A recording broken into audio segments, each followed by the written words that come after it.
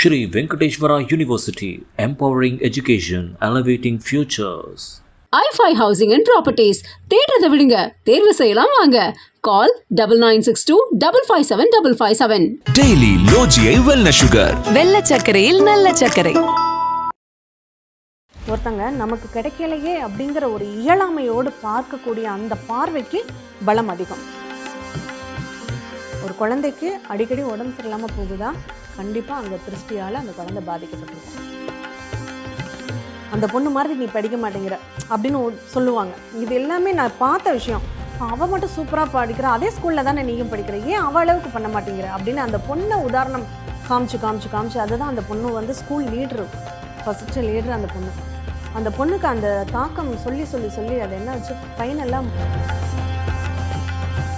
அந்த மாதிரி கல் உப்பையும் ஒரு சிட்டிகை கஸ்தூரி மஞ்சளையும் குளிக்கிறதுக்கு முன்னாடி அந்த தண்ணியில் கலந்து நம்ம தலையில் ஊற்றிக்கிட்டோம் அப்படின்னா அந்த தேங்காய் பொட்டு அப்படின்னு சொல்லி அந்த குழந்தைகளுக்கு சில மூலிகைகள்லாம் எடுத்து அதை கருக்கி அதை மையா செஞ்சு அதை வைக்கிறது உண்டு. அந்த வேங்கை மரத்தினுடைய பிசினை எடுத்து அதை செய்வாங்க. அப்போது அந்த வேங்கை பொட்டு அப்படிங்கிறது இந்த கடலில் போய் குளிக்கிறதுனால உங்கள் உடம்பு பூரா அந்த உப்பு தண்ணியில் மூழ்கி எந்திரிக்கிறதுனால அந்த திஷ்டிங்கிறது உங்களுக்கு அங்கே ரெடியூஸ் ஆகிடும். கம்பளி கயிறுன்னு ஒன்று இருந்து, கருப்பு கம்பளியால் ஆன கயிறு. அந்த கருப்பு கயிறை வந்து நம்ம காலில் கட்டணும். ஆண்கள் வந்து வலது கால்லையும் பெண்கள் இடது கால்லையும் கட்டினாங்கன்னா. அதிகமாக கேள்விப்படுறோம், திருஷ்டி பட்டுரும், கண்ணு பட்டுரும் அப்படின்லாம் சொல்லப்படுது. இந்த திருஷ்டி அப்படிங்கிறது நிஜமாலுமே இருக்கா? அது எப்படிப்படுது? அதை போக்குறதுக்கு என்னென்ன வழிகள்? நிச்சயமாக உண்டு. கல்லடி பட்டாலும் கண்ணடி படக்கூடாதுன்னு நம்ம முன்னோர்கள் சொல்லியிருப்பாங்க. இன்றைக்கும் நம்ம கடைபிடிக்கக்கூடிய ஒரு நிகழ்வு என்னென்னா, நம்ம ஏதாவது ஒரு விசேஷம் பண்ணணும் அப்படின்னா திருஷ்டி சுற்றி போடுறது உண்டு. இப்போ வெளியில் போயிட்டு வர்றோம், ஒரு ஆஸ்பத்திரியில் ஒரு 4 நாள் ட்ரீட்மெண்ட் முடிச்சுட்டு வர்றோம், வீட்டில் இருந்தால் வீட்டுக்கு வெளியில் நிற்க வச்சு அவங்கள வந்து கொஞ்சம் சில சம்பிரதாயங்கள்லாம் பண்ணி, இப்போ வந்து வீட்டுக்கு வெளியில் குளிக்கக்கூடிய வசதி இல்லை, அப்போல்லாம் வெளியில் நிற்க வச்சு தலையில் தண்ணியை ஊற்றி திருஷ்டி கழித்து தான் உள்ளர கூட்டிகிட்டு போவாங்க. அதே மாதிரி ஒரு தீர சாதனை செஞ்சுட்டு வர்றாங்க அப்படின்னாலும் அவங்களுக்கு திருஷ்டி சுற்றி போடுவாங்க. இந்த மாதிரி ஒவ்வொரு நிகழ்வுகளுக்கும் ஒரு குழந்தை பிறப்பு முடிச்சு முதலாக குழந்தைய வீட்டுக்கு கூட்டிகிட்டு வர்றாங்கன்னா அந்த இதுக்கும் ஆரத்தி காமிக்கிற வழக்கம்ங்கிறது ஒன்று. அந்த ஆரத்தி காமிக்கிறதும் அந்த திருஷ்டி கழிப்பதற்கான ஒரு வழிமுறை தான் அப்படின்னு சொல்லலாம். அந்த கண் திருஷ்டிக்கு அவ்வளோ நேத்திர தோஷம் அப்படின்னு சொல்லுவோம். ஒருத்தங்க நமக்கு கிடைக்கலையே அப்படிங்கிற ஒரு இயலாமையோடு பார்க்கக்கூடிய அந்த பார்வைக்கு பலம் அதிகம். இப்போ நிறைய நம்ம சகுனங்கள் அப்படிங்கிறதெல்லாம் பார்ப்பாங்க. வெளியில் போகிறப்போ அவங்க பார்த்துடக்கூடாது, இவங்க பார்த்துடக்கூடாது, இந்த விஷயங்கள்லாம் நடந்துடக்கூடாதுன்னு. அந்த மாதிரி சிலருடைய பார்வைகள் பட்டாவே போச்சு, நான் பார்த்துட்டு வரும்போதே நினச்சேன் இந்த மாதிரி ஆயிடுச்சுன்னு. அந்த மாதிரி ஒரு சில நிகழ்வுகள் ஒரு சில பார்வைகளுக்கு அந்த மாதிரி தாக்கம் உண்டு. யாருடைய ஜாதகத்திலெல்லாம் இந்த திருஷ்டி தோஷம் இருக்கோ அவங்க ஜாதகத்தில் சனி ராகு இணைவு அப்படிங்கிறது இருக்கும். இந்த சனி ராகு இணைவு அவங்க ஜாதகத்தில் இருக்குன்னாவே இந்த திருஷ்டியால் கண் திருஷ்டியால் அவங்க அதிகமாக பாதிக்கப்படுவாங்க அப்படிங்கிறத நம்ம ஈஸியாக கண்டுபிடிச்சிடலாம். ஏன்னா அந்த இயல்பாக இந்த ஏவல் பில்லி சூனியம் இதெல்லாம் அடுத்த கட்ட நிகழ்வு தான். இன்றைக்கி உள்ள காலத்துலலாம் அப்படி ஏவல் பில்லி சூனியம்லாம் வச்சு ஒருத்தரை இது பண்ணணும், பழி வாங்கணும்னு நினச்சாக்கா யாருமே இருக்க முடியாது, வாழ முடியாது. ஆனால் இந்த திஷ்டிங்கிறது அந்த மாதிரி நிலைகளில் நம்மளை கொண்டு போய் தள்ளி விட்டுடும். இப்போ எனக்கு யாரோ செய்வனை செஞ்சுட்ட மாதிரி ஒரு ஃபீல் ஆகுது, எனக்கு எந்த ஒரு நல்லதுமே நடக்க மாட்டேங்குது, கெட்ட கனவுகள்லாம் வருது, எனக்கு வீட்டில் இருக்கவே முடியலை, நிம்மதியாகவே தூங்க முடியலை, நான் எது பண்ணாலும் அடுத்தவங்க என்னை ஏன்னு தெரில நல்லா பேசிகிட்டு இருந்தாங்க, திடீர்னு என்கிட்ட முறைச்சிக்கிட்டு இருக்காங்க, என்கிட்ட பேசவே மாட்டேங்கிறாங்க, சண்டை போடுறாங்க, காரணமே இல்லாமல் என்கிட்ட கோவிச்சுக்கிட்டு இருக்காங்க. இது எல்லாமே அந்த திருஷ்டி தோஷத்தினால வரக்கூடிய விளைவுகள் தான். ஒரு குழந்தைக்கு அடிக்கடி உடம்பு சரியில்லாமல் போகுதா, கண்டிப்பாக அங்கே திருஷ்டியால் அந்த குழந்தை பாதிக்கப்பட்டிருக்கும். வெளியில் அழைச்சிட்டு போகிறீங்க, ஒரு குழந்தை இல்லாதவர்கள் அந்த குழந்தைய பார்த்து ஒரு ஏக்கத்தோடு இந்த மாதிரி குழந்தை நமக்கு இருந்திருந்தா அப்படிங்கிற எண்ணத்தோடு அந்த குழந்தைய பார்க்குறாங்கன்னா அது தோஷமாக மாறும். அப்போது இது எல்லாமே இப்போ ஒரு அழகான வீடு கட்டி நம்ம கிரகப்பிரவேசம் பண்ணுறோம், நிறைய பேர் வர்றாங்க, ரோட்டில் போகிறவங்களே சூப்பராக கட்டியிருக்காங்களே, இந்த மாதிரி நம்ம என்றைக்கு கட்ட போகிறோம், நல்ல விதமாக நம்ம கட்டணும்னு நினச்சி பார்க்குறவங்கள நமக்கு ஒன்றுமே அமைய மாட்டேங்குது, இவங்களுக்கெல்லாம் அமைஞ்சிருக்கே அப்படின்னு நினச்சாங்கன்னா அது தோஷம். இப்போ இது எந்த கட்டம் வரைக்கும் கொண்டு போய் நிப்பாட்டும்? ஏன்னா இப்போ உடம்பு சரியில்லாமல் போகுதுன்னு சொன்னீங்க, இந்த திருஷ்டி அப்படிங்கிறது எது வரைக்கும் கொண்டு போகும்? எனக்கு தெரிஞ்சு இந்த திருஷ்டியால் பாதிக்கப்பட்டாங்க, நான் சொன்ன மாதிரி இந்த சனி ராகு இணைவில் ஒரு குழந்தையினுடைய ஜாதகத்தில் இருந்தது. குழந்தைங்கிறத விட 10வது படிக்கக்கூடிய ஒரு பெண்ணுன்னு வச்சுக்கோங்களேன். அந்த பொண்ணு ரொம்ப டேலண்டான ஒரு பொண்ணு, எல்லாத்துலேயுமே ஃபஸ்ட்டு ப்ரைஸ் தான். அது வந்து கட்டுரை போட்டியாகட்டும், பேச்சு போட்டியாகட்டும், வரைதல் ஆகட்டும், எல்லாத்துலேயுமே ஃபஸ்ட்டு ப்ரைஸ் வாங்கக்கூடிய பொண்ணு. அவங்க பள்ளிக்கூடத்தில் அவங்க ஆசிரியர் அத்தனை பேருக்கும் செல்ல குழந்தையாக இருக்கக்கூடிய பொண்ணு. அந்த பொண்ணுடைய திஷ்டி யாரை பார்த்தாலும் அந்த பொண்ணு பார், அந்த பொண்ணு மாதிரி நீ படிக்க மாட்டேங்கிற அப்படின்னு சொல்லுவாங்க. இது எல்லாமே நான் பார்த்த விஷயம். அவள் மட்டும் சூப்பராக படிக்கிறா, அதே ஸ்கூலில் தானே நீயும் படிக்கிற, ஏன் அவள் அளவுக்கு பண்ண மாட்டேங்கிற அப்படின்னு அந்த பொண்ணை உதாரணம் காமிச்சு அதுதான் அந்த பொண்ணு வந்து ஸ்கூல் லீட்ரு, ஃபஸ்ட்டு லீட்ரு அந்த பொண்ணு. அந்த பொண்ணுக்கு அந்த தாக்கம் சொல்லி அது என்ன வச்சு ஃபைனலாக மனநலம் பாதிக்கப்பட்டுருச்சு. என்ன ட்ரீட்மெண்ட்டு கொடுத்தும் அந்த பொண்ணுக்கு அது சரியாகவே இல்லை. அப்போ அவங்க ஆரம்பத்திலேருந்து அந்த திஷ்டி தாக்கங்களை நம்ம உடம்புல ஒரு நெகட்டிவ் வேவ்ஸ் செயல்படுது அப்படின்னா கட்டாயம் அதை வந்து நம்ம ரெடியூஸ் பண்ணிக்கிட்டே இருக்கணும். அதுக்காக தான் நம்ம முன்னோர்கள் வந்து உப்பு வச்சு, அந்த உப்புங்கிற நிகழ்வு அந்த திருஷ்டியை போக்குறதுக்கு ரொம்ப ரொம்ப பயனுள்ள நிகழ்வு. அந்த உப்பை வச்சு அந்த மிளகாயெல்லாம் வச்சு சுற்றி போடுவாங்க. அந்த திஷ்டி இருக்கிறவங்களுக்கு அந்த மிளகாய் காட்டம் வரவே வராது. அந்த திஷ்டி எல்லாம் அந்த மிளகாய் இழுத்துருச்சு அப்படின்னு சொல்லுவாங்க. இன்றளவும் நம்ம கிராமப்புறங்களில் இது எல்லாமே உண்டு. ஆனால் நம்ம டவுனுக்குள்ளே இருந்துட்டு இதெல்லாம் எதுவுமே பண்ண முடியறதில்ல அப்படிங்கிறது தான் ரொம்ப வேதனைக்குரிய ஒரு விஷயம்னு சொல்லலாம்.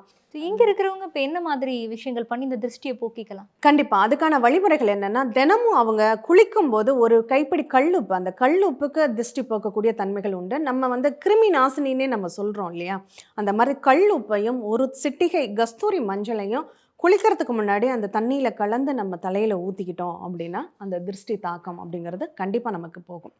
அதே போல் இந்த சனி ராகு இணைவில் இருக்கிறவங்க எல்லாமே அவங்க அடுத்தவங்க பார்வையில் அழகான தோற்றத்தோடு காட்சி தரக்கூடாது அப்படிங்கிறதான்.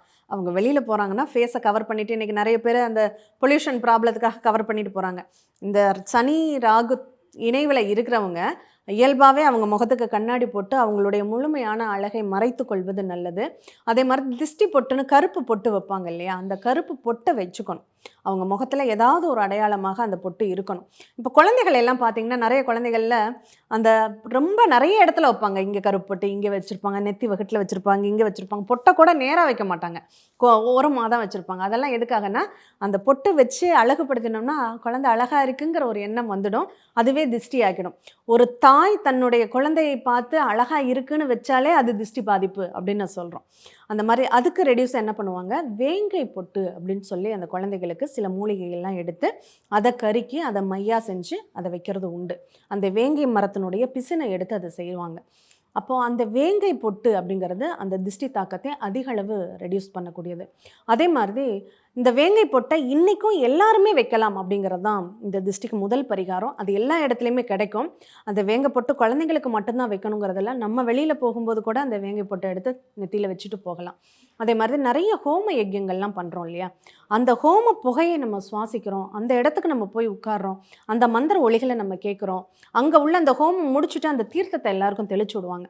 அந்த தீர்த்தங்கள் நம்ம மேலே படுதுன்னா நம்மளுடைய திஷ்டி அந்த இடத்துல கழியும். சரி, இதுவும் பத்தலை, என்ன பண்ணலாம், மாதத்துக்கு ஒரு தடவை அல்லது 3 மாதத்துக்கு ஒரு தடவை கடலில் போய் குளிச்சுட்டு வாங்க. அந்த கடலில் போய் குளிக்கிறதுனால உங்கள் உடம்பு பூரா அந்த உப்பு தண்ணியில் மூழ்கி எந்திரிக்கிறதுனால அந்த திஷ்டிங்கிறது உங்களுக்கு அங்கே ரெடியூஸ் ஆகிடும். இல்லை கடற்கரை எனக்கு ரொம்ப தொலைவில் இருக்குது, கடல்லெல்லாம் என்னால் குளிக்க முடியாது, நான் என்ன பண்ணணும், அதுக்கு தான் கல்லுப்பை போட்டு நம்ம குளிக்கிறது. இந்த மாதிரி பண்ணிக்கோங்க. அடுத்து திஷ்டிக்கு கருப்பு கயிறை வந்து காலில் கட்டுற வழக்கம் இருக்குது. இந்த கருப்பு கயிறு கட்டக்கூடிய வழக்கம் தான் இந்த திஷ்டி தாக்கத்துக்கு அது ரொம்பவே பயனுள்ளதாக இருக்கும். அது வயசானவங்கள்லேருந்து குழந்தைகள் வரையும் நம்ம பண்ணக்கூடிய ஒரு பரிகாரம் அப்படின்னு சொல்லலாம். ஆண்கள் வந்து வலது காலில் இந்த கருப்பு கயிறுங்கிறது இன்றைக்கி வந்து எல்லாருமே கருப்பு நிறத்தில் ஒரு கயிறை கட்டிக்கிறாங்க, ஆனால் அது கிடையாது. கம்பளி கயிறுன்னு ஒன்று உண்டு, கருப்பு கம்பளியால் ஆன கயிறு. அது வந்து அது முடியாக இருக்கும். அது மாடுகளுக்கெல்லாம் இன்றளவும் நெத்தியில் ஒரு சங்க கோர்த்து கட்டுற வழக்கம் இருக்குது. அந்த கருப்பு கயிறை வந்து நம்ம காலில் கட்டணும். ஆண்கள் வந்து வலது கால்லையும் பெண்கள் இடது கால்லையும் கட்டினாங்கன்னா அது திஷ்டி தாக்கத்தை குறைச்சிக்கிட்டே இருக்கும் அப்படின்னு சொல்லலாம். இந்த மாதிரி நம்மளை நாம் பாதுகாத்துக்கிட்டே இருக்கிறோன்னா அந்த திஷ்டிகள் நம்மளை தாக்காமல் இருக்கும். இன்னும் அந்த வீட்டுக்குள்ளே இருக்கக்கூடிய திஷ்டிகளுக்கு என்ன பண்ணணும் அப்படின்னா, இந்த கல்லுப்பு போட்டு கஸ்தூரி மஞ்சள் போட்டு நம்ம வீட்டை தொடச்சிட்டு கையில் நம்ம பெரியவங்களுக்கு சுற்றி போடுற மாதிரியே அந்த சுற்றி போடுற கல்லுப்பு மிளகாய் இதெல்லாம் எடுத்து வீட்டை சுற்றியும் நம்ம திஷ்டி கழிக்கணும் அப்படிங்கிறது தான் இதில் உள்ள ஒரு நிகழ்வு.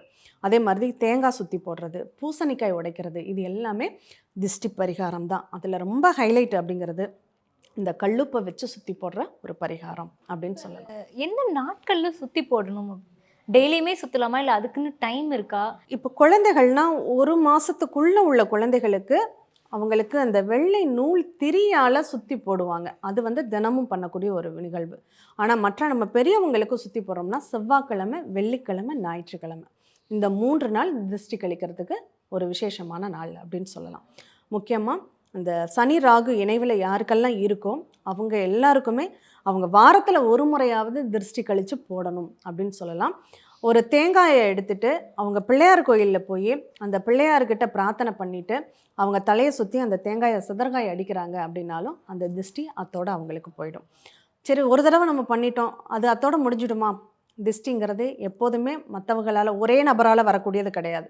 பலதரப்பட்ட மனிதர்களை நம்ம பார்க்குறோம். எல்லாருமே நம்மளை வந்து பெருமையாக பேசுகிறாங்க. ஒருத்தரை பற்றி ஒருத்தர் உயர்வாக பேசுவதும் அவர் மாதிரி நம்ம ஆக முடியலேங்கிறது மனசுக்குள்ளே ஏக்கத்தோடு பேசுவதுமே திருஷ்டி தோஷத்துக்கு காரணமாக அமைஞ்சிடும். அதனால் அந்த திருஷ்டியை நாம் சேர்த்து வைக்காமல் அப்போதைக்கப்போ அதை ரெடியூஸ் பண்ணிக்கிட்டே வந்தோம் அப்படின்னா அதுக்கு தான் நல்ல ஆரா அப்படின்னு சொல்லுவாங்க. அந்த ஆராவினுடைய தொடர்பு ஒரு சிலர் என்ன பண்ணுவாங்க, அந்த திருஷ்டி தாக்கத்துக்கு கையில் பெருசாக பார்க்குற மாதிரி மோதிரங்கள்லாம் போட்டிருப்பாங்க, இந்த மாதிரி மணிகள்லாம் போட்டிருப்பாங்க. இது எல்லாமே அந்த திருஷ்டி நம்மளுடைய எனர்ஜியை வந்து இழக்காமல் பாதுகாக்கக்கூடிய ஒரு நிகழ்வு அப்படின்னு சொல்லலாம். அடுத்தவங்க கவனத்தை நம்மக்கிட்ட இருந்து நிவர்த்தி பண்ணுற மாதிரி எந்தெந்த விஷயங்கள்லாம் பண்ணுறோமோ அது எல்லாம் திருஷ்டிக்குள்ள பரிகாரம். இதில் இன்னொரு முக்கியமான பரிகாரங்கிறது கண்ணாடி. அந்த கண்ணாடி வந்து திருஷ்டி தாக்கத்தை அதிகமாக போக்கக்கூடிய ஒரு பரிகாரம் அப்படின்னு சொல்லலாம். நம்ம வீட்டு வாசல்லலாம் நிறைய பேர் வீடுகளில் கண்ணாடி இருக்கும். அவங்க நுழைஞ்ச உடனே அவங்க பார்வையில் அந்த படுற மாதிரி அந்த கண்ணாடி இருக்குன்னா அவங்க முகம்தான் அந்த கண்ணாடியில் தெரியும். அப்போது அவங்க உருவத்தில் அவங்க கவனம் செலுத்த ஆரம்பிப்பாங்க. சுற்றுப்புறங்கள்லாம் அவ்வளவா அவங்க கவனம் இருக்காது. அந்த கண்ணாடியினுடைய தன்மை என்னென்னா அது பிரதிபலிப்பு அப்படி வெளியில் தள்ளிக்கிட்டே இருக்கும், அது உள்ளர தக்க வச்சுக்காது. அந்த மாதிரி அந்த கண்ணாடிக்கு அந்த பவர் அதிகமாக உண்டு. இப்போ நம்ம வெளியில் போகிறோன்னா அந்த மாதிரி கண்ணுக்கு கருப்பு கண்ணாடி அணிஞ்சிக்கிறது. இந்த கருப்புங்கிற ஒரு நிறம் இந்த திருஷ்டி தாக்கத்தை வந்து பெருமளவு நீர்க்கக்கூடிய ஒரு வாய்ப்பாக அமையும். Shri Venkateshwara University, empowering education, elevating futures. i5 Housing and Properties. தேடுறதை விடுங்க, தேர்வு செய்யலாம் வாங்க. Call 9962 557 557. டெய்லி லோஜியை வெல்னஸ் சுகர். வெள்ளை சர்க்கரையில் நல்ல சர்க்கரை.